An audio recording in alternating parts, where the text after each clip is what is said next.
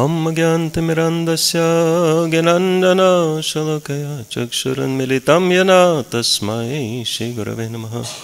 Shri Chaitanya Manobishtam Stapitam Yena Bhutale Swayam Rupa Kadam Mayam Dadati Swapadantikam Vanchakalpatarubhyascha Kripa Sindhubhya Evacha Patitanam Pavanebhyo Vaishnavebhyo Namo Namaha.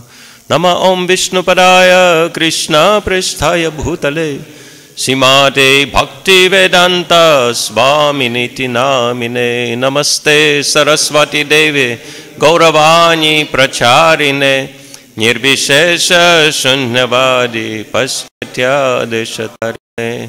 Jai Shri Krishna Chaitanya Prabhu Nityananda Shri Advaita Gadadhara Shivasadi Gaura Bhakta Vrinda.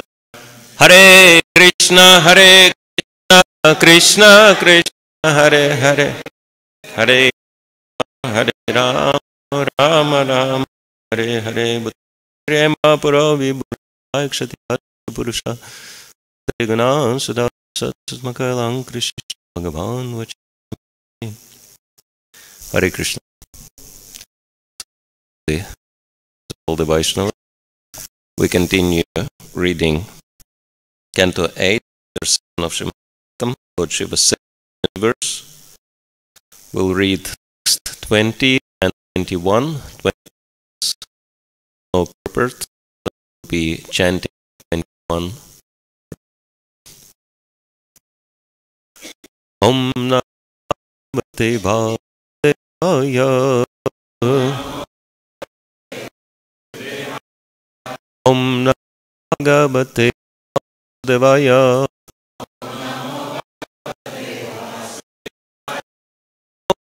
Om Bhagavate Devaya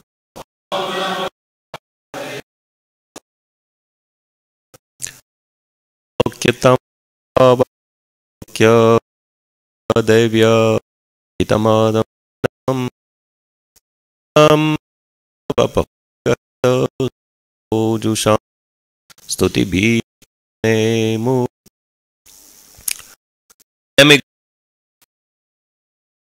Sitting on the hill with his body, developed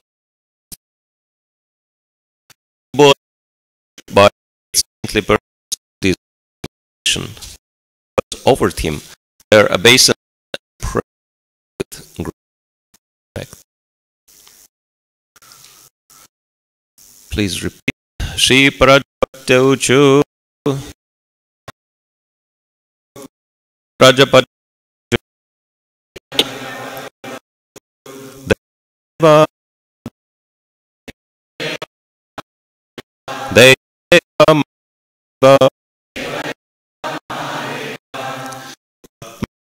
Bhavana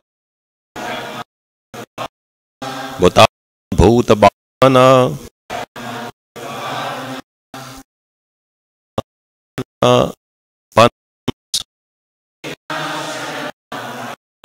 Traina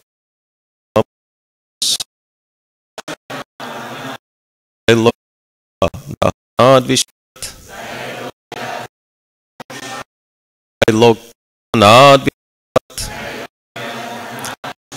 Shri Prajapatya Deva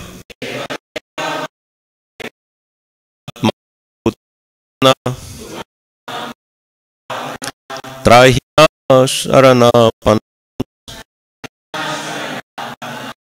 Trailokya Dahana Vishad.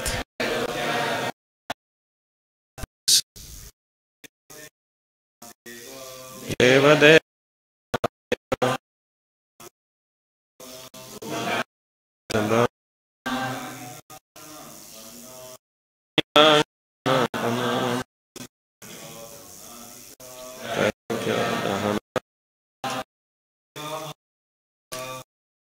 Deva Mahadeva Bhutabana Trahina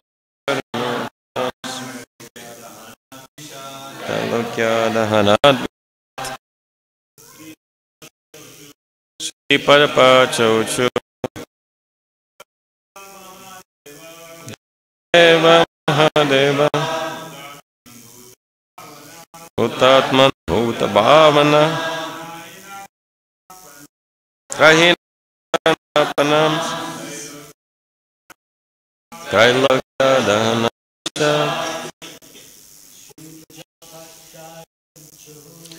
Padapachauchu Deva Deva Mahadeva Bhutatman Bhuta Bhavana Vinashanam Trailokya Dahanad Vishat Sri Padapachauchu Deva Mahadeva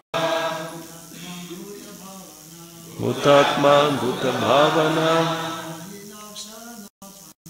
Rahinashanapanam Trailokya Dahanat Vishat. Ladies, please. Sri Prajapachauchu Deva Deva Mahadeva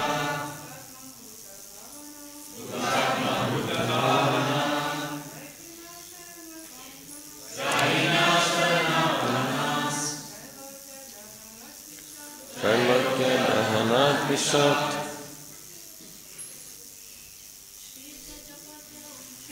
Sri Padapachauchu Deva Deva Mahadeva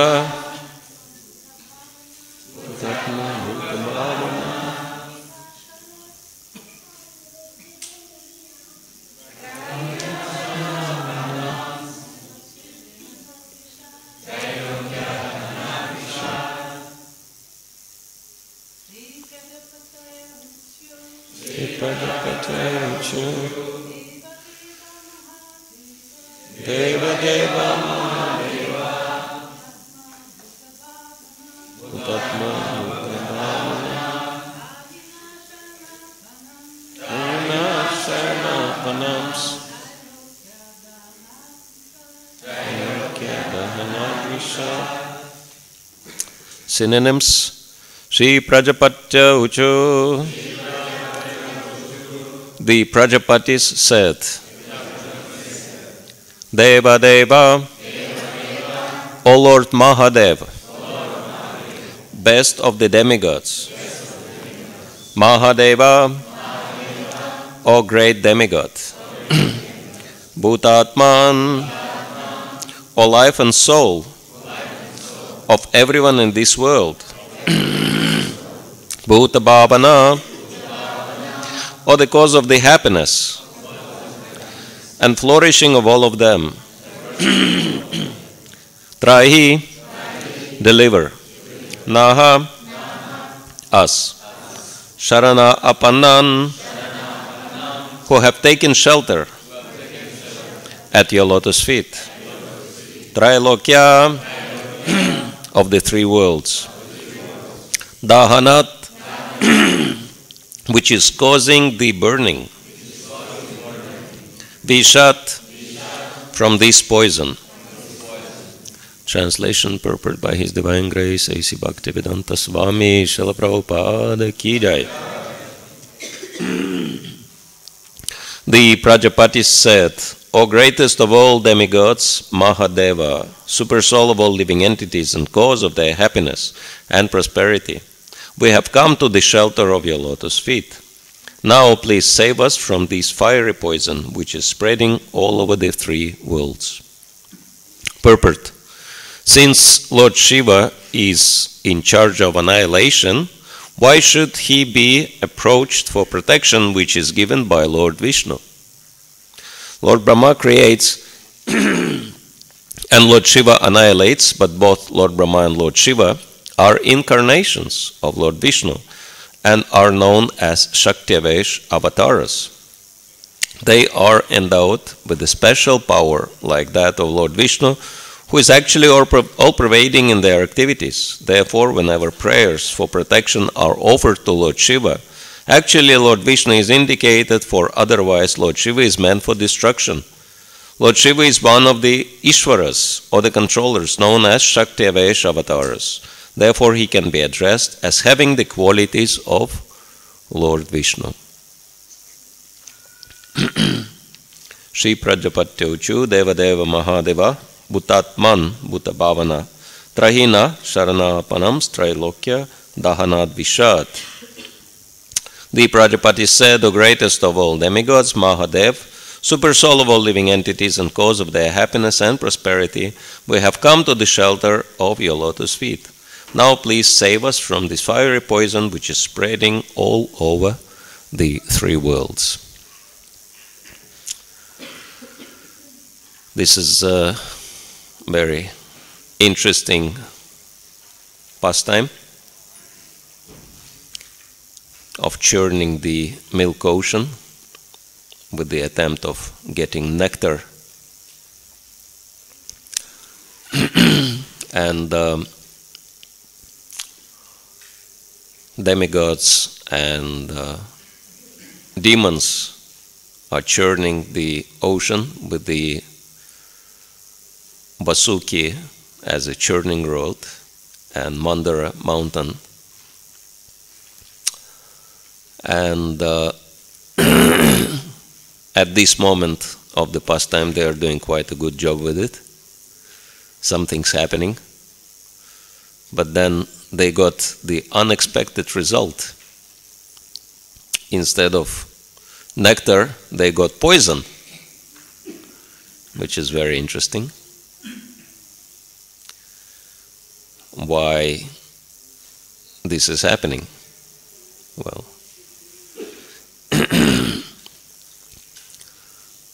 of course, we're all looking for the nectar.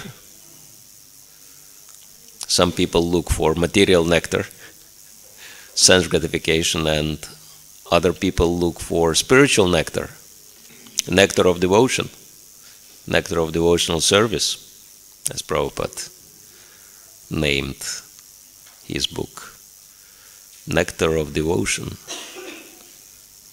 which is the exact rendering from the Sanskrit, Bhakti Rasa Amrita Sindhu. Literally, it means nectarian ocean of devotion. And we're all looking for the nectar, right? And we're chanting about it every single morning.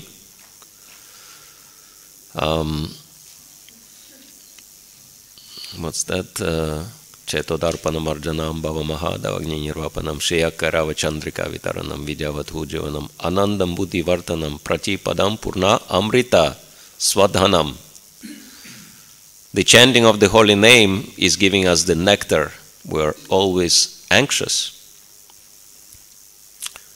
But then, why is this happening? Why are demigods or demons are churning this milk ocean trying to get nectar, but then they're getting poison? Well, this is how it all works. Because Krishna explains in the end of Bhagavad Gita that the happiness which is like poison in the beginning and nectar at the end is the happiness in the mode of goodness. So there is nothing surprising. If you want nectar, you have to go through the poison first. And very interesting that even in this first prayer of Shikshashtakam, it also says, Cheto darpanam arjanam bhava mahadavagni nirvapanam, that the first effects of the chanting are that Cheto darpanam arjanam, that purification of the consciousness, and bhava mahadavagni nirvapanam, extinguishing of the great fire of material existence. So we're all burning in the fire of material existence because of this poison in our consciousness. And what is the poison? Lust, anger, greed, envy, pride, illusions, so many problems. And yesterday, Krishna Rupa Mataji explained very nicely this point, that first we need to eradicate all this poison in order to reach to the nectar. And so this is what's happening in this pastime. They were trying for nectar, but then they got so much poison, and this poison, Kalahala, was very dangerous, and the entire universe could be destroyed by this poison. And then what do? They are approaching Lord Shiva for protection. Trahi, no, that please protect us. And Srila Vishwanath Chakravarti Thakur and Srila Prabhupada, following in his footsteps, are bringing up very interesting question. Actually, we need to ask appropriate questions in order to understand Bhagavatam, but sometimes we cannot figure out which question is the right one. So acharyas are helping us out. On our behalf, they are asking right questions. Question means you have doubt. And doubts are very important for our spiritual advancement, because doubts are the signs of intelligence. So if someone has no doubt, that speaks something about the person, right? That person is not really, we cannot say someone doesn't have an intelligence. Every living entity has intelligence, but some people use it, some don't. Some people's intelligence is sleeping, and sometimes people are also sleeping together with the intelligence. But if our intelligence is awakened, we should be asking appropriate questions. And this is an example of very appropriate question. Doubts can be very, very helpful in our spiritual advancement if they are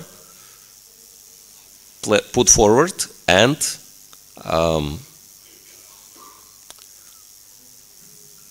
dealt with properly, misspelled. But the same doubts can be very harmful if they are not expressed, because if they are staying in our hearts, they can destroy our Krishna consciousness, because they can destroy the very foundation of our Krishna consciousness, which is faith. And without faith, no one can really advance spiritually.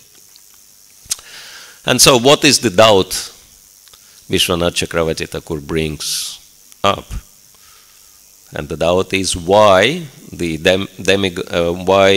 demigods were asking Lord Shiva for protection, if protection is the business of Lord Vishnu. And what is the answer? Well, if we read the previous verses, the answer is pretty clear. There are few answers, and one answer is they are asking Lord Shiva because Lord Vishnu told them to do so. Lord Vishnu himself was engaged in churning, and actually churning really started happening only when Lord Vishnu interfered and started supporting demigods and demons.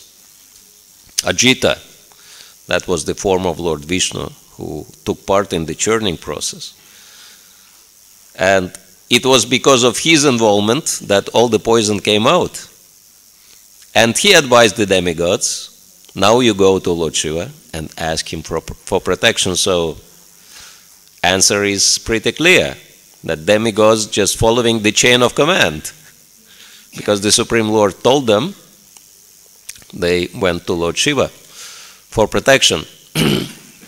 But then, of course, the other question which was addressed in yesterday's purport was why the Lord himself did not eradicate the poison. And the answer is, anyone remembers? Yes, because the Lord enjoys giving credit to his devotees. The Lord has all the credit anyway, but he likes to share the glories with his devotees.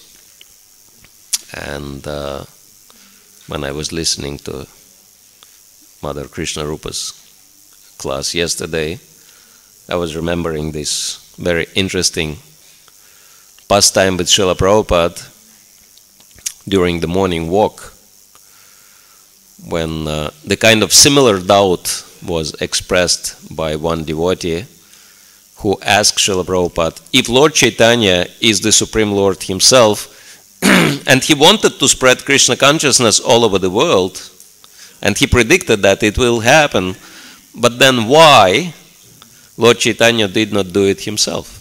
And Srila Prabhupada liked this question so much, he stopped and he turned to the devotee and he said, Lord Chaitanya didn't do this because he wanted me to do so. Yeah, because this is what Krishna wants. Krishna wants his devotee to be glorified. Same like Krishna asked Arjuna to fight because he wanted Arjuna to get all the glories, which he directly expresses in Bhagavad Gita 11:33. Tasmat pamutishta yasholavasva. Arjuna, get up and fight and win glory, become glorious.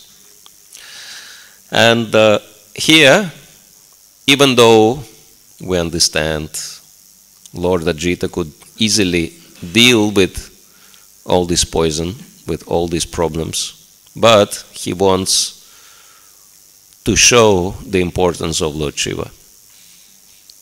He wants Lord Shiva to be glorified as the greatest of all the Vaishnavas. Vaishnavanam yata Shambhu.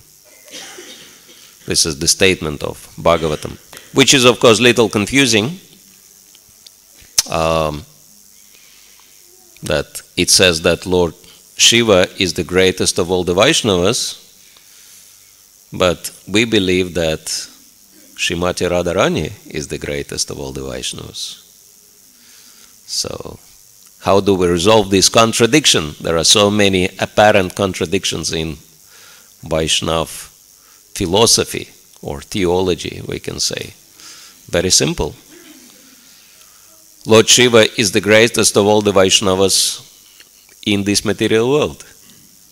There is nobody greater than Lord Shiva in this material world, but when we look at the larger scale, both material and spiritual world, the greatest of all the devotees is Srimati Radharani. So there is no competition. And therefore, Krishna or Ajita, he wants everyone to worship Lord Shiva and glorify Lord Shiva.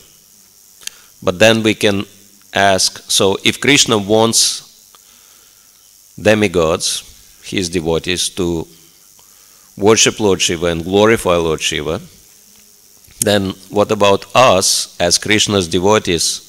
Why aren't we worshipping Lord Shiva and aren't we glorifying Lord Shiva? Do we worship Lord Shiva? Do we glorify Lord Shiva? Yes. And those who say no, they are less informed about our spiritual practices and philosophy, because every single morning we glorify not just Lord Shiva, but Sadashiva, the original form of Lord Shiva in the spiritual world, who appeared as Advaita Acharya. So every single morning we glorify Lord Sadashiva, do puja to him, and what we sing is very important. Doya koro sita pati, Advaita Gosai, Tava Kripa Palepai Chaitanya Nitai, that, O Lord Advaita Gosai, please give me your mercy. Only by your mercy I can get the mercy of Chaitanya and Nitai. So, some people also may say, what about Mother Durga? Do we worship Mother Durga? Yes, we do. Jagannath Baladev Subhadra. Who is Subhadra? Subhadra, also known as Durga. That's the original form of Durga. So, we are following the complete and perfect process of Bhakti Yoga. And so we're worshipping the original forms of Lord Shiva and Durga also, all over the world. And Srila Prabhupada was so fond of Ratha Yatras to help the whole world to connect to Jagannath Baladev and Subhadra. And this is very important core principle in Vaishnava philosophy and theology, that we're not only worshipping the Supreme Lord, but we're worshipping the Supreme Lord's representatives, and especially Lord Shiva. You can see how here in Sridham Mayapur and in Navadvip Dham, there is always Lord Shiva who is accompanying the Supreme Lord in all the places. And before we get the mercy of the Supreme Lord, we need to get the mercy of Lord Shiva. So Lord Shiva is really important for us, because Lord Shiva is in charge of false ego of all living entities. And he is non-different from the Supreme Lord, and probably it's worth of spending few minutes understanding how is it that, who is Lord Shiva. And this is what Brahma Samhita explains, that the Supreme Lord, Govinda or Krishna, is completely transcendental. And he never comes in touch with the material nature. But then in order to take part in the activities of the material nature, the very first thing the Lord does after he expands himself into three Vishnu, Mahavishnu, Kshardakashaya Vishnu and Garbhadakashaya Vishnu, then Mahavishnu is glancing at the Pradhan, at the original form of material energy, and with his glance he impregnates material energy with the seeds of all living entities. All the souls, they go into the material world through the glance of Mahavishnu. And the glance of Mahavishnu is Lord Shiva. So Lord Shiva is the glance of the Supreme Lord. And we may ask ourselves this question, that if the Lord is glancing at you, is it Lord or not? For example, if Madhav is glancing at you, or Lord Nrsingadev is glancing at you, is it Lord or not? So glance of the Lord is non-different from the Lord himself, but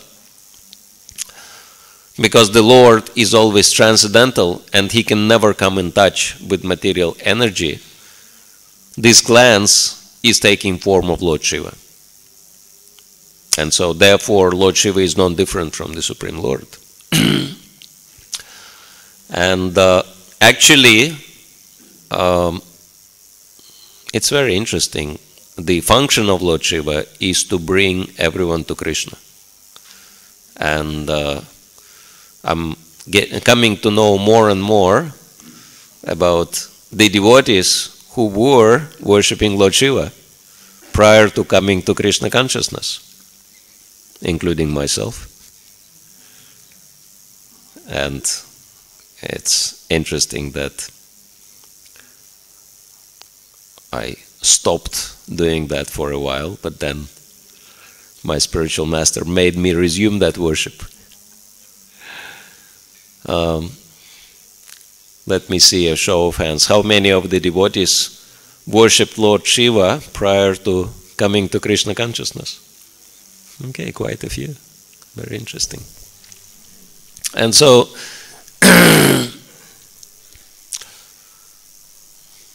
yeah, maybe I can share the story. How did I resume my worship of Lord Shiva? There was a time in our society when the worship of Lord Shiva and anyone else except Krishna was frowned upon in a very kind of condescending way. We're not worshipping anybody except Krishna. And then one day I was traveling with my spiritual master. This was actually the first day we've met. And then he was unpacking his deity worship paraphernalia, and he pulled out one small Shiva lingam. And I kind of looked at this Shiva lingam, and in a kind of sarcastic way, I was asking, "What happened to you, Gurudev? You started worshipping demigods?" And he said, "No, I brought him for you to worship." I was completely confused. I said, "But why do I need Lord Shiva if I already have Govardhan Shila you gave me?" He said, "No, you don't understand. This is Gopeshwar Mahadev, and he will be a perfect match for Giriraj. So you worship him together with Giriraj as the one by whose mercy you can get Giriraj's mercy." So I didn't have great enthusiasm, but anyway, the order of the spiritual master is important. So I started doing that, but then I realized the reason, because Lord Shiva is in charge of false ego. And so I really felt that he is purifying me in many ways.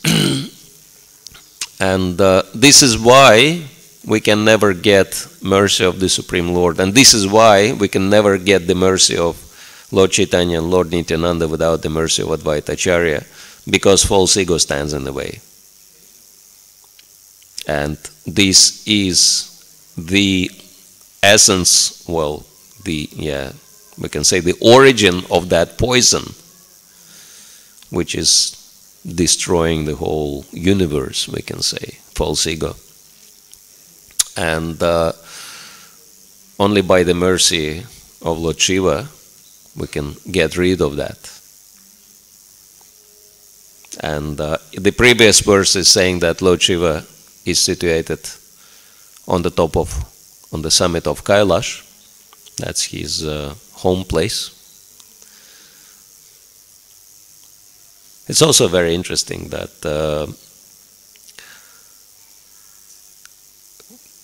it's quite well known that if somebody wants material prosperity, they can pray to Lord Shiva, and Lord Shiva can give material prosperity. And it's very confusing how Lord Shiva can give material prosperity if he himself has nothing, right? If he is sitting under the tree in the loincloth, no possessions. And it's also confusing how Krishna is saying, even though Krishna is the master of all opulences and he lives such an opulent life, right? Just look at his 16,108 palaces in Dwaraka. And Radha Madhav, what Madhav means, the husband of goddess of fortune. And so Krishna is so opulent, but then he says, Yasyaham anugrinami harishitad danam shanai, that the first mercy I exhibit towards my devotee is that I'm taking away all his opulences, right? So how come that Lord Shiva, who has no opulences, can bestow so much of material opulence, and how come that Krishna, who has all the opulences, is taking away the opulence? Well, some people might suspect this is why. Because Lord Shiva is giving all the opulences away, he has nothing. And because Krishna is stealing all the opulences, he has so much. But of course, this is material understanding. Actually, the Supreme Lord is doing everything to benefit us spiritually. And Lord Shiva is giving material opulences in order to help people to become frustrated with material sense gratification and come to Krishna. And Krishna is taking material opulence away from the devotees to make them dependent on him. So that is the reason why Lord Shiva and Lord Krishna are acting in this way. Actually, we can understand that they are the same personality, just dealing with different categories of living entities, helping both of them to advance spiritually. And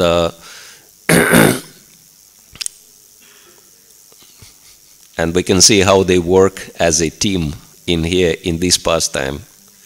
Lord Ajita, with the churning, he brought out all the poison from the ocean, and now he is telling the demigods, go and surrender unto Lord Shiva, and he will take care of this poison, and he will help you to become free from this danger. And so here the demigods are praying to Lord Shiva, and as we know, Lord Shiva will very quickly answer their prayers and will drink all the poison, because he, being the topmost Vaishnava, and it's also interesting that Lord Shiva is non-different from the Supreme Lord, but then he is regarded as the topmost Vaishnava. But this is also not the only exception in our theology. We also have Lord Chaitanya, who is the Supreme Lord himself, but then he is regarded as the best devotee. He is playing the role of his own devotee. And another example is Giriraj Govardhan, who is non-different from Krishna, but he is playing the role of Krishna's devotee, Haridasa Varya. So, in the same way, Lord Shiva, even though he is non-different from the Supreme Lord, but he is playing the role of his own devotee, and he is exhibiting the topmost quality of the Lord and the devotee, which is compassion. And it's very interesting that some time ago, one of the devotees who is holding very high position in Harvard Business School, he is a director for Southeast Asia, and he shared with us the latest development in leadership, in global leadership sphere. And he says it's changing rapidly, the focus of the leadership. And he says nowadays the two greatest qualities which are recommended by Harvard Business to all the global leaders to develop are, believe it or not, compassion and humility. So this is very interesting how by the advancement of the golden age of Lord Chaitanya, which we are into almost the end of 531 year, we're going to be celebrating very soon 532 years of the golden age of Lord Chaitanya out of 10,000. And we can see how by the development of the golden age, the consciousness of the leaders, even in business or political spheres, is changing. And this very interesting qualities are promoted as being the most important qualities of the leaders. And so we can understand that the development is happening, that the churning of the ocean of Kali Yuga is happening by the power of the chanting of the holy names, and very interesting changes are taking place. Of course, poison also coming out. There are so many crazy things. It seems like, even though we are at the dawn of the golden age, but sometimes it seems like Kali Yuga is intensifying, but this is a natural consequence of purification. When purification is happening, all the dirt comes out naturally. But the advancement of consciousness is also happening side by side, and Srila Prabhupada predicted that very clearly. He said, with the development of Krishna consciousness, there will be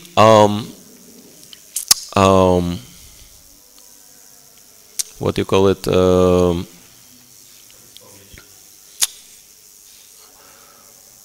Polarization. Yeah, the human society will polarize. Because of the influence of Krishna consciousness, there will be polarization. And he gave an example of milk. If you add lemon in it, what will happen to milk? It will divide into whey and curd. So in the same way, human society, under the influence of Krishna consciousness, will separate into divine and demoniac. Before, it was pretty homogeneous, right? But after Krishna consciousness was introduced, polarization started, and so we can see very interesting things, that spiritual advancement is very, very rapid. Like chanting of Hare Krishna is taken by people way outside of the Krishna consciousness movement with such enthusiasm that some people don't even know that we started chanting Hare Krishna historically in the West. Many people don't even give us this credit. Some people are asking, oh, you also chanting Hare Krishna? Very interesting. Where did you learn this mantra from? Who is Bhaktivedanta Swami Prabhupada? Never heard of him. But we are chanting Hare Krishna for so many years. And so, yeah, it's very interesting what's happening on the planet. And degradation is happening at the same time. So very interesting processes. But it's all for good. It's all happening in the right way. And so whatever's happening, we should be happy about it, because it's all part of the Lord's plan for the spiritual development of this planet. Hare Krishna. Maybe someone has questions, comments, suggestions, complaints? Okay. Prabhu. Do we have microphone, please, for the internet listeners? Because otherwise they will not be able to hear the question. Okay.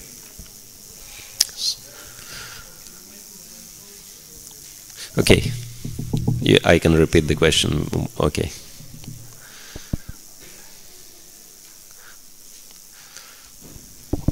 Hare Krishna Maharaj, thank you very much. My question is, are these opulences including some subtle type of opulences in the form of mind and intelligence, which is given by Lord Shiva? I'm not saying about the spiritual type of intelligence, but I'm saying about the strength of mind and material intelligence. It's also given by Shiva, or it comes from other authorities?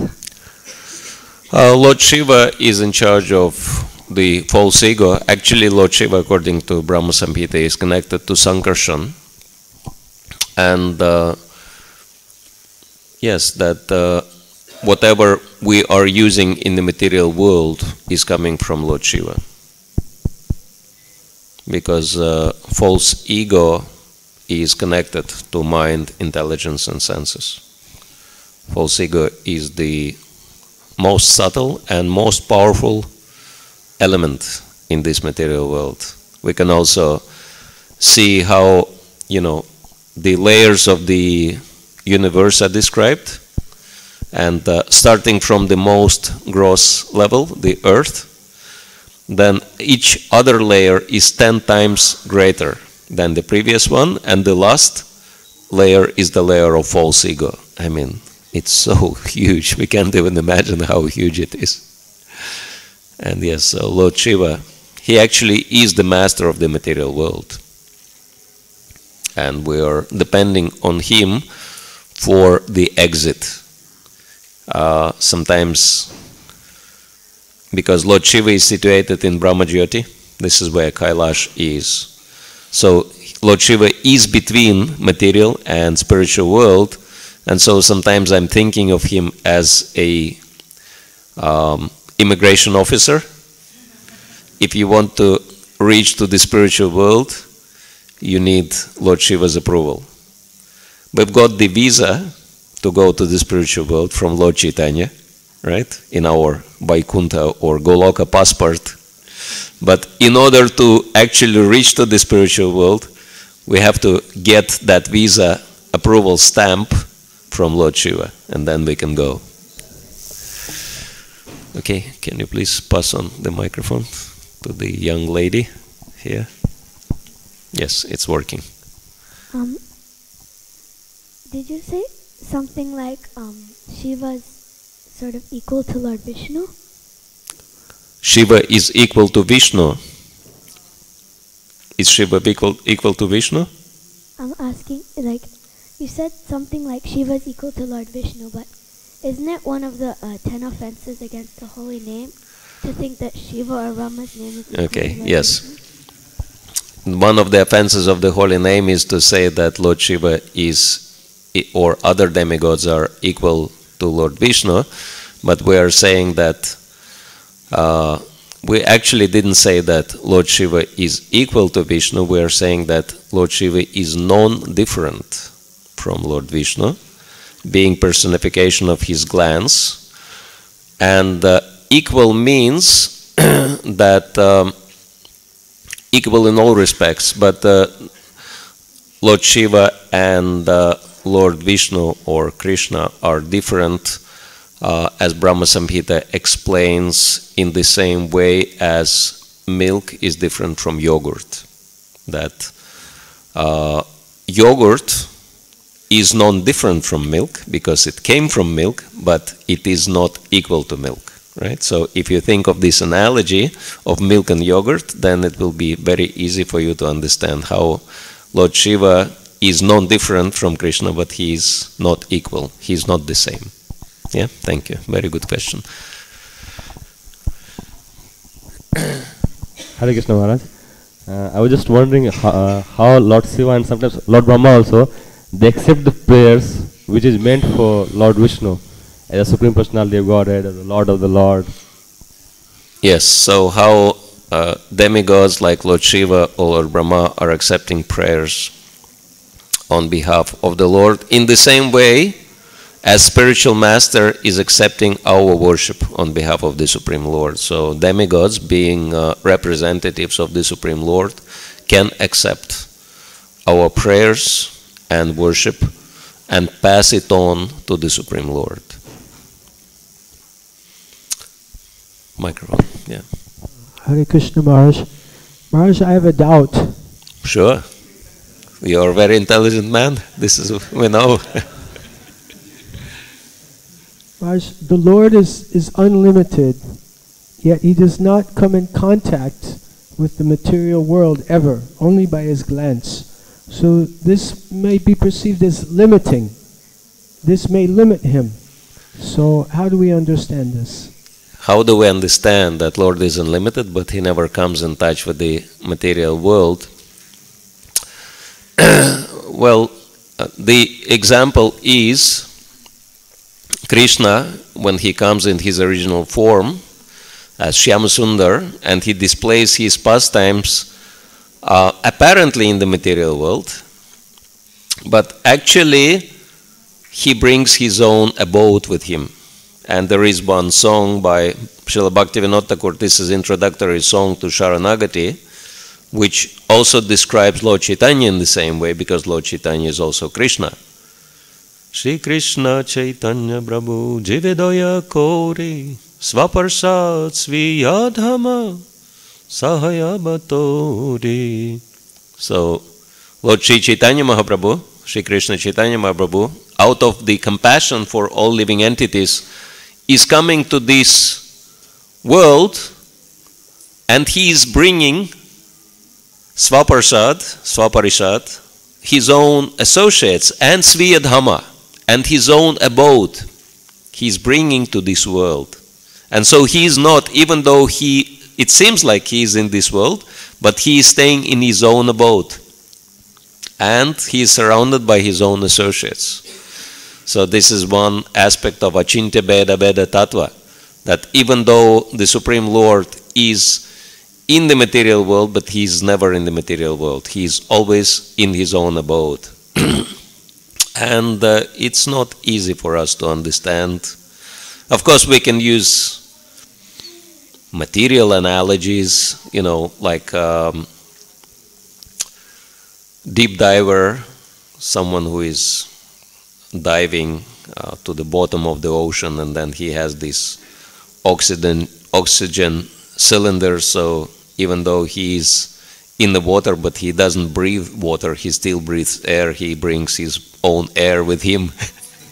But it's not, it's very limited material analogy. So yeah, much better analogy is analogy of the king who is traveling, and there were historical episodes. One king went to faraway land for travel, but he wanted to stay in his own element. He wanted to stay in his own home. So how this issue could be resolved? It was resolved in a very simple way, that the group of the builders went ahead and they built an exact replica of his palace. It was non-different from the king's palace, and so king arrived into his palace and he lived into his palace even though he was so far away. So something like that. These are few material analogies which can help us to some degree understand how Krishna is in the material world, and at the same time he is not in the material world. Hare Krishna. Okay, one more. I think it should be last question because we're running out of time. Maharaj, you said that Advaita Acharya is Sadashiva, but we also hear that he's Mahavishnu. Yes. How do we harmonize the contradiction? Well, because Mahavishnu is glancing at the material nature, and so Mahavishnu's glance is also Mahavishnu, but he is also Sadashiva. Again, these philosophical points, Srila Prabhupada was mentioning that Krishna consciousness is 90% common sense. So 90% of Krishna consciousness is quite easy to understand, but there are still 10% of achintya, certain things which we cannot really understand. It's like we can be only one person.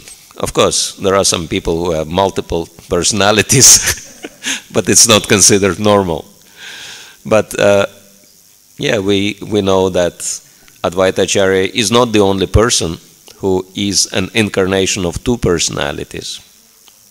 But when we meditate on the aspect of these two personalities being the same, being not the same, being connected to each other in a logical way, that helps us to understand. Again, our ability to understand these things is limited because we still have material consciousness. Alright, so thank you all very much.